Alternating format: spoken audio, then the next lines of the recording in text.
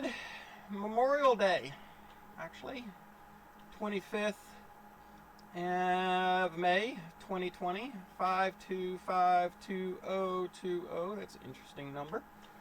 And today I've got part 7 of our series on Solar 101. And we're going to start in on the first component of our four major component systems, which is the solar panels. And today we are going to talk about several other aspects of solar panels that not many people talk about or discuss. I mean, got my little one down here for an example. And whoops, the date on the back. And we're not going to get too much into the some of the things that I've covered. I'll do a quick couple-minute review on a few things. And so for the most part, we'll start with this. For the most part, in the industry, there are 3 main kinds of solar panels that you're going to be looking at. One is amorphous film, which is the kind of solar panel that you get if you go to Harbor Freight and get that 3-panel little DC system. It's not inverted, it's a straight DC system. And amorphous film has some good applications in certain places. It does better in low light than the monocrystalline or the multicrystalline silicone chip or silicone crystal solar cells. But for the most part, the industry uses the latter 2, which is the multicrystalline, which is the older style of solar cell. They still make them. They're not as efficient as a monocrystalline or a single crystal cell that's cut into generally 6 by 6 inch square or smaller. So like these cells, let's see, that little cell right there, that one square, that's probably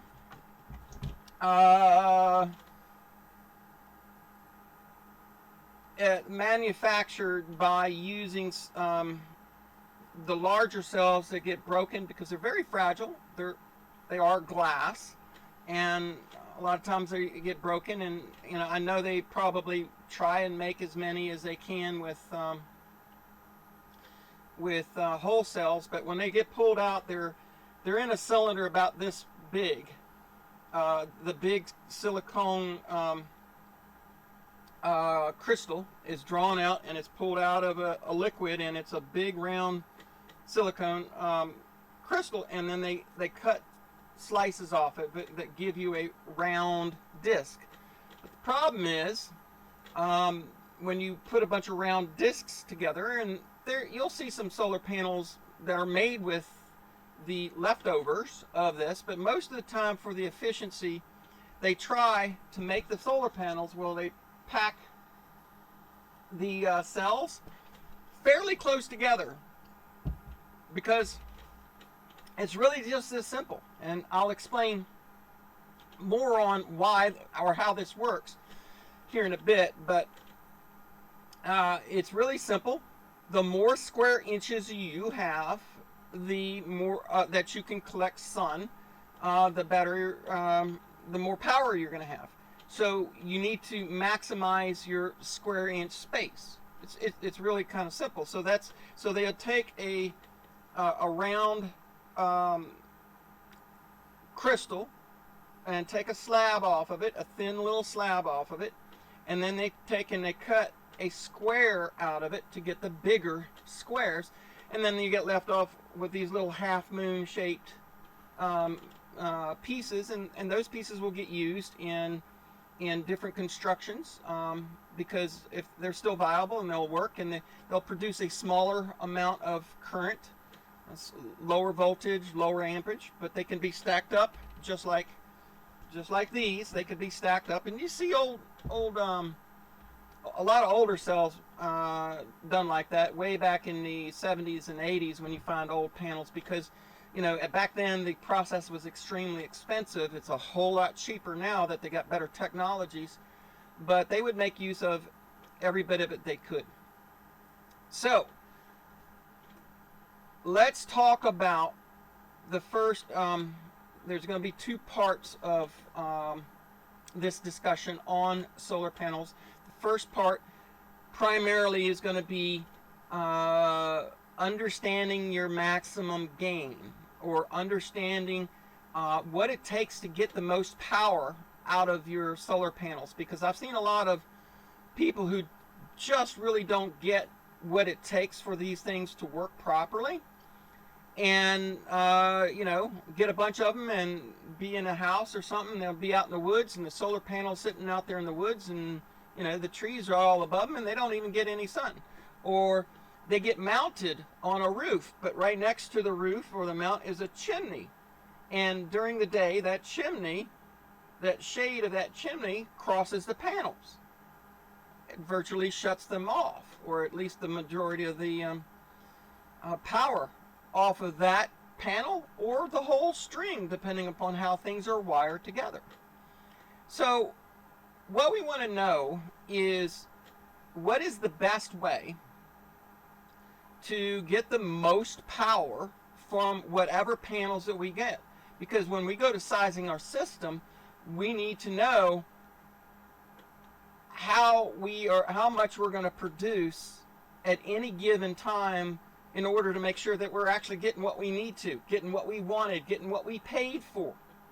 All of those things. We want to know that we're getting it, I make the comments in my videos several times, oh, by the way, look, we're in clouds, but because I've got this many solar panels, I'm still running my freezers. Why is that? Because I have overproduction and I have proper alignment. So I'm not going to explain or discuss in this video. I might do one towards the end, panel mounting, specifically in the structure and pole mount versus roof mount and that kind of thing. That's probably something I'm not going to focus a whole lot on. I probably will do a video on towards the end, simply because it is the least important issue here. As far as the equipment is concerned, what I want you to take away from our discussion, what is more important is you maximizing your production by having the right kind of mounting. I mean, because we're going to talk about, we'll talk about two different kinds of mounting: fixed mount versus a directional changeable mount. And what I've got out on my my pole, I have engineered and built my own dual axis AXIS dual axis adjustable pole mount, which allows me to do two things: turn my panels, like that, or change the tilt in my panels to tilt them back up when the sun is higher, and then tip them down and face the sun later in the year towards the winter time when the sun is lower in the horizon. And then you have fixed mount, which is kind of like the little panel that I've got right in front of the window here. That's the 100 watt that does these batteries down here for my radio cabinet. It just sits there. It's fixed mount. It's just tipped up at an angle just to capture the sun. So we got to know how we plan to mount them in order to assist us in sizing our array. because it makes a huge difference. All right, so let's get the concept very clearly. I'm going to make it very easy with a little demonstration for you here on the camera. And I want you to think of yourself as the sun, okay? You're the sun, and I am Earth. I'm on Earth, and I'm rotating, okay? And I'm tilting depending upon my seasons. And what happens, let's say you have a fixed mount, which means I put my solar panel on the roof, okay? And it's fixed on the roof, but I'm on the planet, and I'll start over here in the morning, and you see how much area you see here? You don't see very much. So in the morning, the sun comes up and starts to hit that panel, right? But as you move across the sky, the surface area increases, right? And then as you go into evening, the amount of surface area that you can see decreases until the sun sets. Okay? Remember, we're focused on maximizing as many square inches as possible turned to the sun as perpendicular to as perpendicular as possible, as opposed to at an angle, because that's what's going to increase the amount of light. Now, think of it like this. You can't see the light rays, but there's a whole bunch of them coming down parallel to each other, you know, a whole bunch of lines coming down, or light rays coming down packed next to each other. And you want to capture as many of those as possible. So having a perpendicular facing the sun is what allows you to capture the most, because it's really simple. If you're the sun and I don't mount my panels properly, you may not see very much of the panel. Matter of fact, in some cases, you may not see it at all, depending upon the angle. So early in the morning, you're not going to see much. Then as the day comes along, you'll see more until the evening. That's a fixed mount. That's what the sun looks at. That you're seeing what the sun looks like at those panels if you were up there from the sky looking down all day long. Now, there is another aspect, and that's one axis. We're discussing the first axis, and that's the rotation of Earth on our flat Earth that goes around in circles around the sun, or the sun goes around us. Doesn't matter. This is what's happening. Sorry, had to have fun. All right, so here's the other aspect of it. Throughout the year, the sun, because we're on a tilted axis on a spherical shaped planet, and that rotates, you have the difference of essentially, 22 and a third degrees from the equator to the north, to the tropics, to the Tropic of Cancer, and then the Tropic of Capricorn. And Earth moves in that much of an angle. So you have that much of an angle in the sky.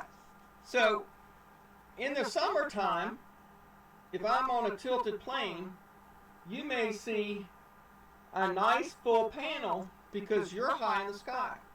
But in the wintertime, if you're low in the sky, you may not see that much if you're on a fixed axis, which means that panel can't tilt.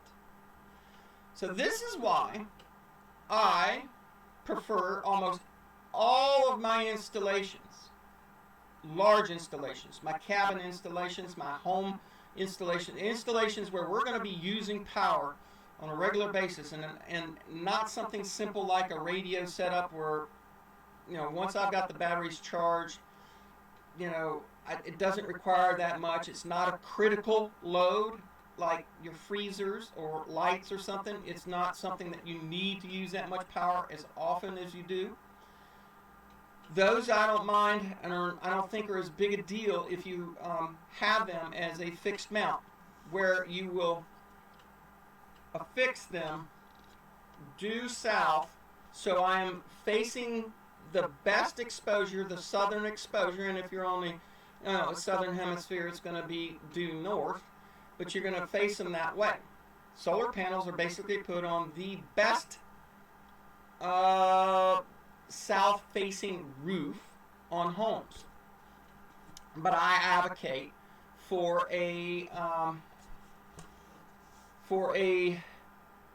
at least a pole mount with minimum pole mount with the ability to turn the pole. Secondly, if you can design a pole mount or build a pole mount or mount on a pole mount like I have, that gives you dual access. That means normally on a roof my panels may be down like this,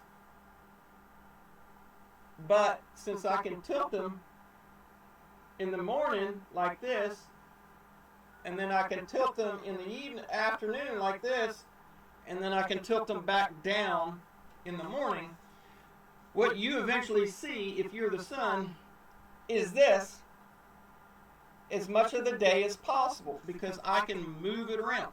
So when solar companies, solar designers, solar installers come to do an evaluation on a particular job site, and let's just say it's within what they normally do is a fixed mount on a roof, because a lot of solar companies do that. Not many of the bigger solar companies that do home installations put them on poles, because we're not really set up for that in a lot of places. Pole mounts generally tend to stay on off-grid systems where the size of the array needs to be smaller to maximize the budget. Because here's the thing. First off, you're looking at the amount of square inches that are perpendicular to the sun for the longest period during the day. Because the longer you can keep a panel close to the sun as the sun moves across the sky and tilted closer to a perpendicular angle, the less panels you have to buy, because you're maximizing the use of the panels that you do have. So for calculation purposes, and what we're going to do is, when you do the numbers and you add up your watts per hours, when we start to do some calculations on your watts per hours for what you're going to be doing for the system that you're designing and what you're going to need and use, there's generally a calculation that most installers do, and that is they size the panel system and they only calculate in a 6-hour window for that level of production. Why? Because your efficiency on the panels doesn't get to a reasonable percentage of your maximum output until you reach a certain angle, until that sun comes up and reaches a certain angle. So there's an angle of travel for the sun that is about 6 hours. Now, so if you have 1,000 watts,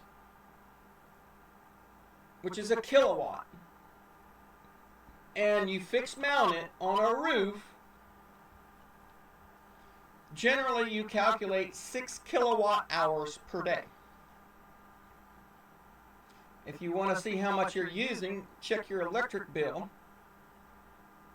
Check your electric bill and look at the kilowatt hours per month, and then divide them by 30. So if you had 150 kilowatt, let's do a higher number than that.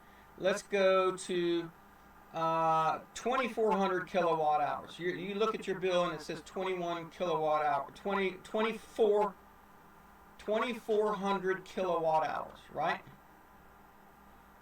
See if that makes it a little easier. Okay, so that you divide that by 30, and what would that be?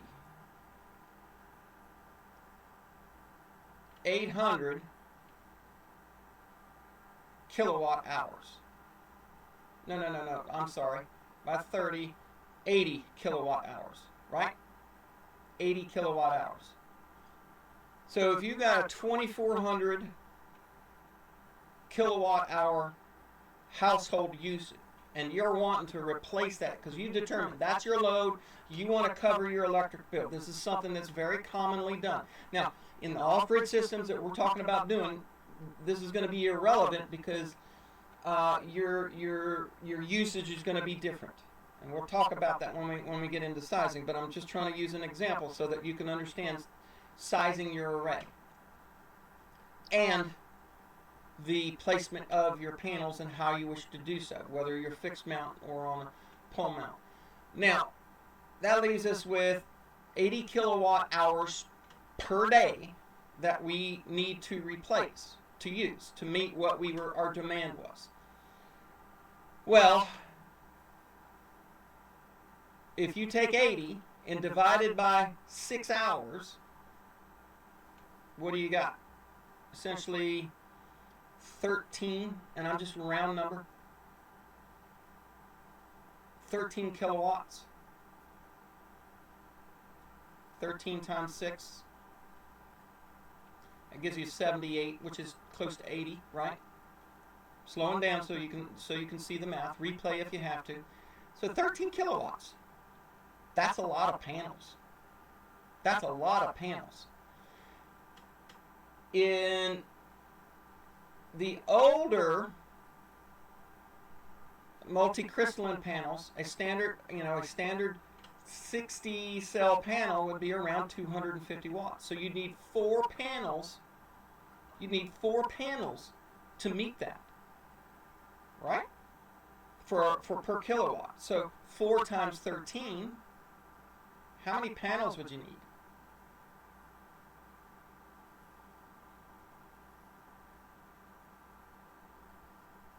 So 4 panels, yep, 250 equals a kilowatt. You need 13 kilowatts.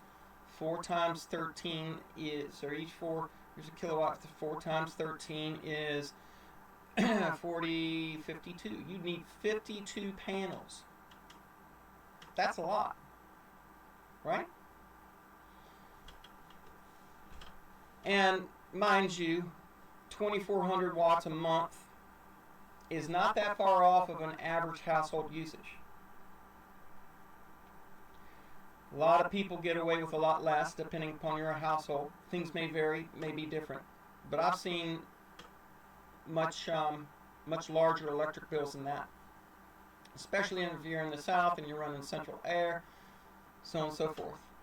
This is why up till now it's not been, how should we say, very cost effective to go full on solar because of the wasteful usage that we have.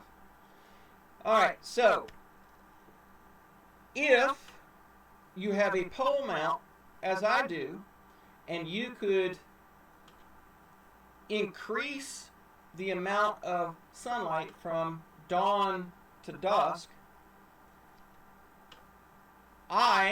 with my pole mount, and this is in some trees. I can't even get full sun all the way down to sunset, so I'm losing about 3 hours in the evening and about 2 hours in the morning. So if I was living out in the flat plains, I could have a whole lot more daylight.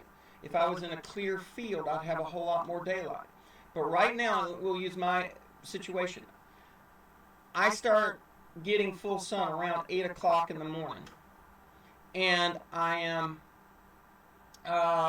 basically shutting everything down around 6 o'clock in the evening now. And that's, 10 hours. Okay? 10 hours.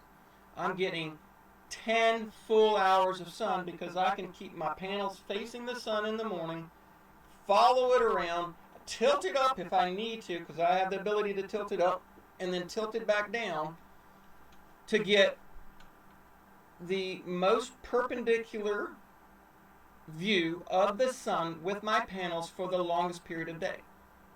So that's 10 hours. So let's look at it this way. Assuming I could put everything on a pole, on one pole or a couple of poles that worked in tandem in order to do this, how much would it take to cover that bill in the way of solar panels? Would it be 52 panels? No, obviously it's going to be less. So let's do a little quick math. We're going to stick with that 80 kilowatt hours, right, per day to make my bill. Well, we're going to divide by 10 instead of by 6. Well, when you divided by 6, we had 13 kilowatts that we needed to produce 13 kilowatts of solar panels that need to be producing to produce that much power. Well, if we divide 80 by 10, that leaves us with 8. So we are 5 kilowatts less. How many panels does that need? Well, 5 times 4 is 20. Oh, let's see. No, excuse me. 8 times 4 is 32. 8 kilowatts for an array times 4 panels at 250 watts a panel. That's just an assumption, remember? Our example. So that brings us down to only needing 32 panels and not 52. Right? That's a huge difference. If you're talking $1 a watt, and we're going to get into pricing in just a minute. If we're talking $1 a watt, your system just went from, your system just went down. How much? Can you do the math? 52 panels at $1 a watt is 5,200. 32 panels at $1 a watt. You just cut $2,000 off your system cost. And we're going to do that by trying to put our panels on a pole, or put it on some way that we can follow that sun, even if it is manually. If you got to manually, and I go out and manually turn my pole mount 3 times a day. I'll put it in that window. So I'll start here, I'll turn it, and then I'll turn my panels to follow that sun. I don't always tip it, because generally the angle, I've got several settings on my panels, my pole, that generally the angle captures that near perpendicular. I got a winter time when I tip them almost all the way down, and I got a summertime or most of the year time, and then mid-summer when the sun is almost directly above, I can tip it all the way flat. So I got 3 different settings. So the concept you want to get is, if you are on any kind of budget where you have to where you have leeway to play with your budget costs, it's better to find a way to maximize your usage and use less panels than you would if you did a fixed mount roof mount. It beats it hands down cost-wise. The cost of my pole, I can build them for generally around $500. $500 is the cost of a couple of panels. So I can pay for it. It will pay for itself a lot quicker. Now, that is the general basics of it. I think you can gather that. You need to keep this in mind when you go to mount your panels, as to if you have to do a fixed mount. Maybe you can split your array, do some panels to the southeast and then some panels to the southwest, so that you're getting sun at both times of the day. That is a common way to do it. Some people can only do a roof mount because they don't have the yard. You can't do it that way, and the restrictions of zoning and da da da. But whenever possible, I will always stick my panels on a pole. We're not going to, like I said, we'll talk about the actual mounting in a whole nother video. So that's the first concept around the solar panels. Now let's have some fun and let's look at the second concept in the solar panels, and that is buying them, price and product. Okay, so let's take a look. I've got 3 websites up, very common places that you can go to buy solar panels. The first understanding that you want to know about solar panels are, depending on the size of the solar panel, depends upon how they are shipped. Because you're going to need to know how you're going to get your stuff. So let's take a look at their solar panels on, let's see, where's the best list? Okay, so I got 3 different sites here. We're going to look at them for several different reasons. One is Alt-E store. I have ordered from them. The other is wholesalesolar.com. I have ordered from them. Wait a second, you can't, yeah, you can see me. You can see what we're looking at. And the third one is Sunelec. Sunelec, they're in Florida, and they got some of the best prices that you can get for house panels and other equipment too. So they have the inverters, charge controllers, and whole systems. You can get whole systems from these folks, because they have, like here in their off-grid, they have different sizes that they've come up with cute names. But if you know what you're doing, some of these kits are pretty well designed, sized, and work together. You can look at getting them. They tend to be a little bit costlier. Sometimes you can save money doing it depending upon what your needs are. But I want to look at, in the second half of this video, the cost structure of what you're looking for. Because people say, well, I need to do this, this, and this, and I'm saying, well, what's your budget? Remember, there are 2 factors that I use when designing a system. The first one is, what do you need to do with it? In order to be able to have a system that can provide the power that you need through most every condition, cloudy, rainy,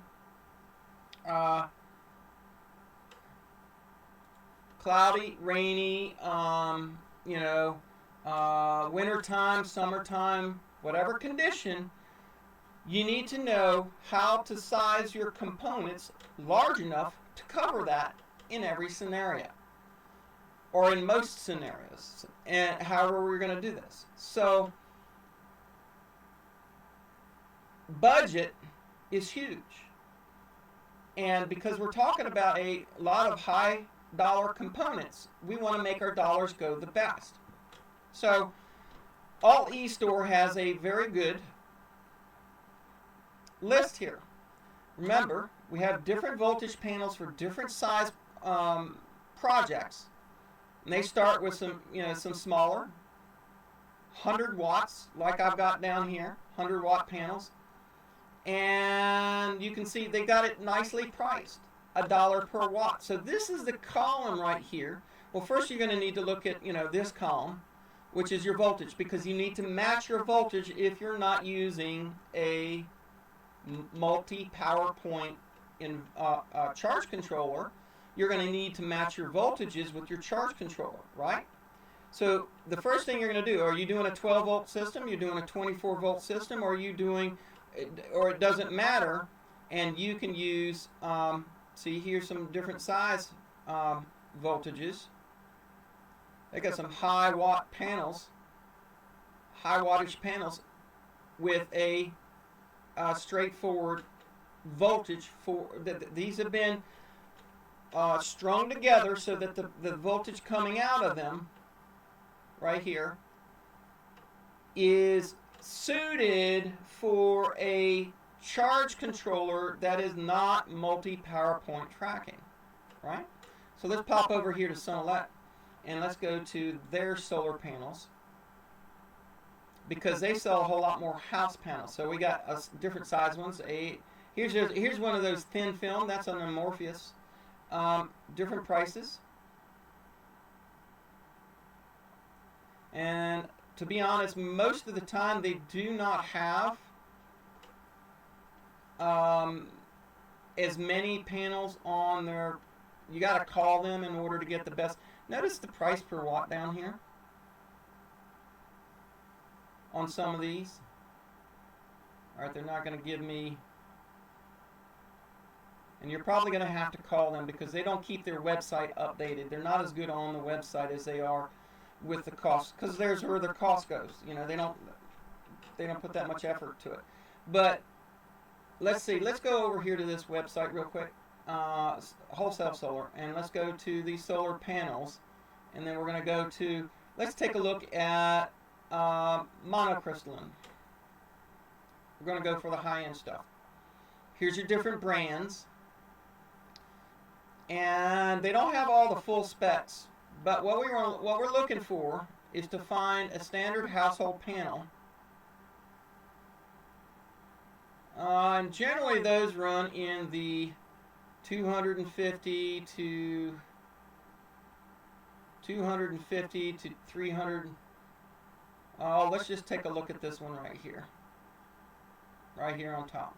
Let's go down to the specs here so that we can see where's the specs.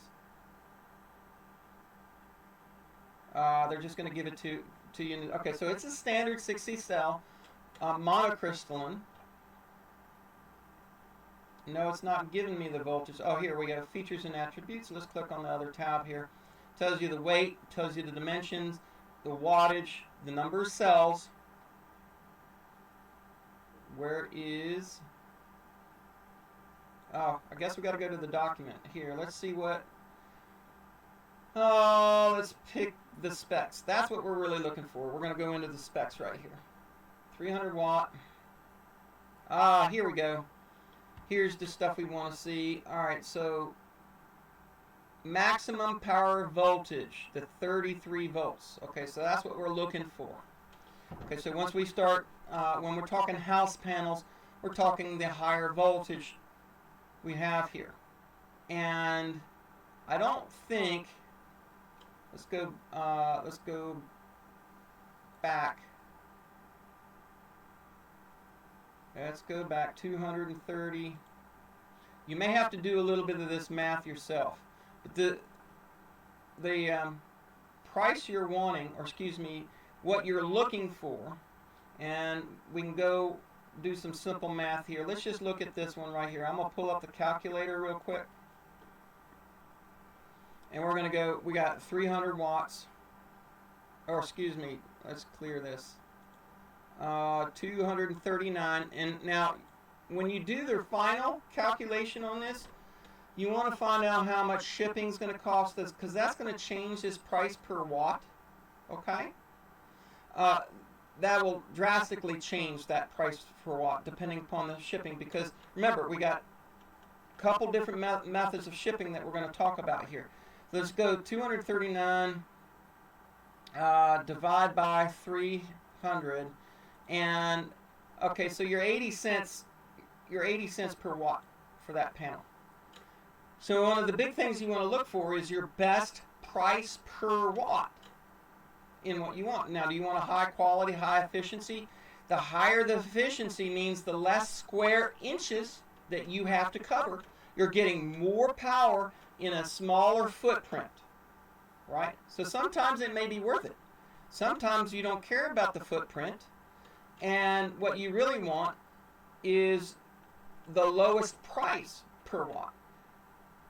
So you want to be able to go look at some of these, because you get down in to, like on Alt-E, some of these bigger 60 cell panels, They're selling them to you for as little as 62, 49 cents a watt for this. Now this is a polycrystalline, that's why it's a lesser price. But you see that? 49 cents a watt? That makes a huge difference. You're paying, if you get a panel that's 49 cents a watt versus a panel that's $1 a watt, and do your math, include your shipping, you've cut your price in half, significantly. And then when you look at this, like this site over here, and you look at some of their panels, they're down to a very low price per watt, but generally there is a minimum order in order to get that, which is generally a whole pallet. Some cases you have to order a whole container, a 20-foot container, 8 or 10 pallets in order to do that. So generally, a lot of times, these prices may be subject to you being an installer or having a damn big project, if you know what I'm saying. But it's been a while since I've ordered from these folks, so I'm not sure what their regulations are or what their policies or anything are like that. I just know I used to order them from them because they were some pretty good prices. Sunelect also has some very difficult, I should say, very difficult payment methods. Most of the time they want bank wires, transfers. The reason being is many years ago they people would buy panels from them since they were cheap. They had put it on a credit card, order them, have them shipped, and as soon as they got shipped, they would call their credit card company and dispute the charge. Credit card company would claw that money back from them, and these folks were out of some money, lots of money. You only need to do that 2 or 3 times before you go, hey, we're not doing this. But what you want to know is, one, is what size panel are you going to size your system for? Where do you want to shop? Where do you want to get it? What's the price per watt? And the final aspect of this is, how are you going to have them shipped? Because any panel that's the size of these house panels, not these smaller 80 watt, 70 watt, 100 watt panels, but any one of these 250 watt panels, so this is what we're talking about, any one of those 250 watt panels, house size, 60 cell panels, will not and cannot get shipped via your standard postal, UPS, FedEx, USPS services because they're too big and they weigh too much. All of those are going to have to come via LTL carrier, which means they ship them to you on the back of a semi-rig. And depending upon where you get them, you may have to have it specially delivered to you with a lift gate, because you're talking about a pallet load of panels, right? Got to know these things. So, depending upon how your system is, you may choose, because of cost, to get large panels.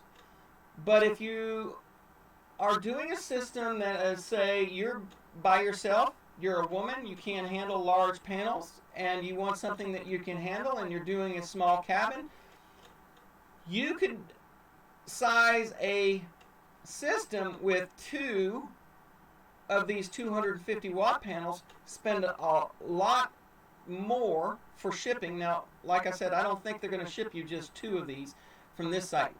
This site, wholesale seller, might send you just 2 of them, but you're going to pay out the nose for the shipping. So it's going to cost you. You got to balance and weigh that when you're designing your system. Or you could go here. Now notice they've got 100 watt panels, for $1.49 a watt. They're going to still add shipping. So that's not the full price. But let's say you can go on, let's pull up here.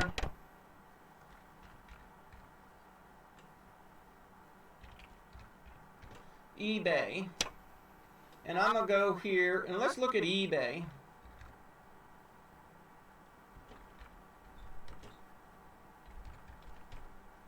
$100-watt solar panel.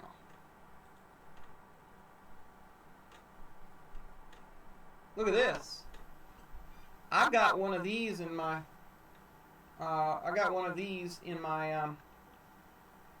storage. 100-watt solar panel for $80. That's 80 cents a watt. And that's free shipping. So, depending upon how things go and the size of your system, if your size of your system is big enough to warrant, you're going to want anything over a kilowatt. Let's say 800 watts to a kilowatt. Now, on my pole mount, I've got about 1,700 watts.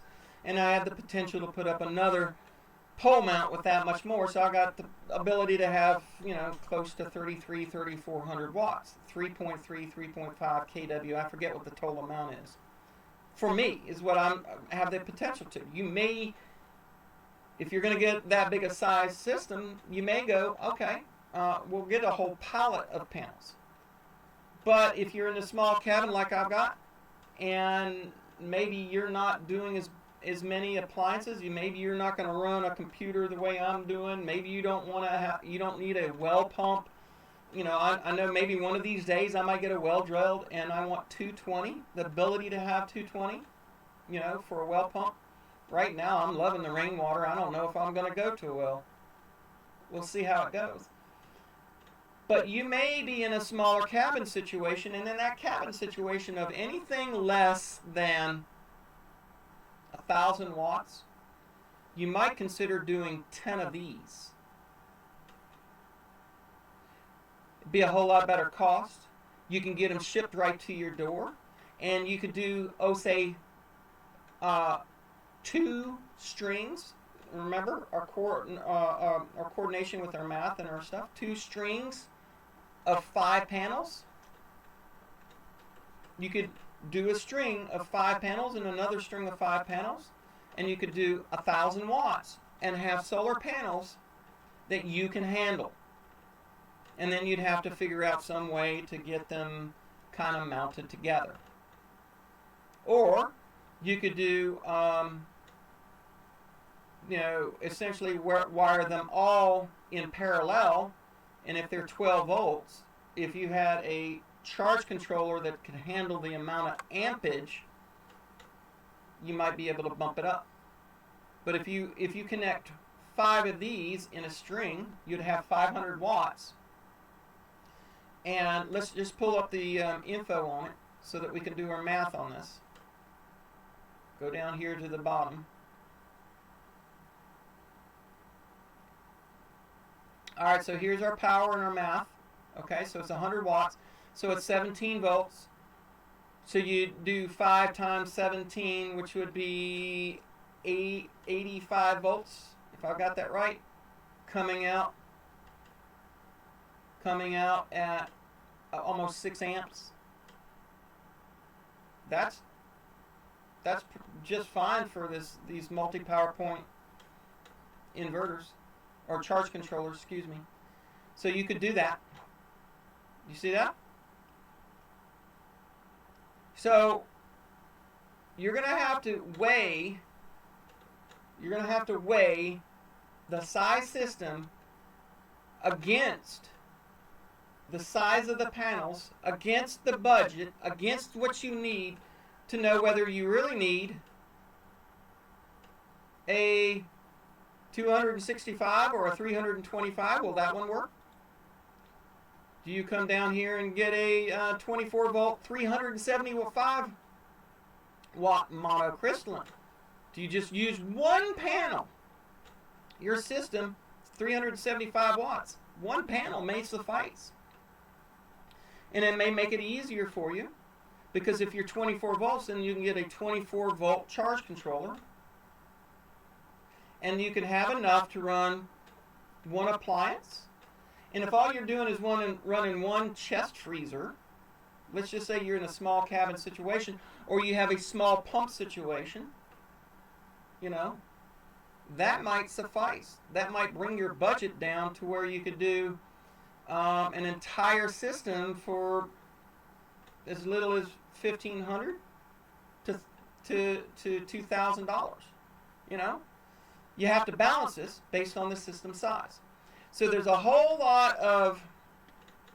Let's go back to that button. See if I can get that memorized. There's a whole lot of little different aspects about what solar panels you want, how to size them, how to know the math to add them up to get what you want, how you plan on mounting them, what's your budget, what's the best way to tweak all of those little details